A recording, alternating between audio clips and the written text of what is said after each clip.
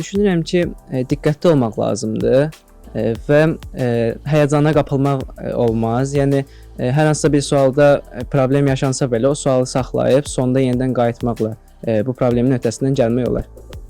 Yəni düzgün şəkildə bölgü etdikdə, vaxt bölgüsü etdikdə hər bir şeyə vaxt çatdırmaq olur. Düşünürəm ki, abituriyent jurnalının model suallarını işləyirdim. Hər ilin olan model suallarını işləyirdim və həmçinin OTKAS portalında olan suallardan da istifadə edirdim. Mən 4-cü ixtisas qrupu üzrə hazırlaşıram, həkim olmaq istəyirəm. Düşünürəm ki, xeyr, doğru yanaşma deyil, beyninə istirahət vermək lazımdır. 700 bal ilə qəbul olmaq istəyirəm universitetə, ona görə də bütün fokusumu buna yönəltmişdim.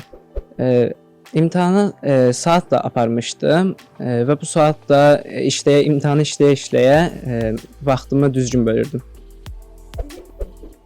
Məsləhətim olardı ki, ən əsas məqsədli olmaq lazımdır bu yolda. Düzgün çalışmaq, təkcə çox çalışmaq yox, həmçinin düzgün çalışmaq lazımdır.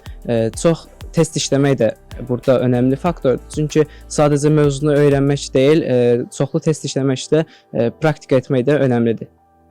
Gələcəkdə həkim kimi fəaliyyət göstərmək istəyirəm.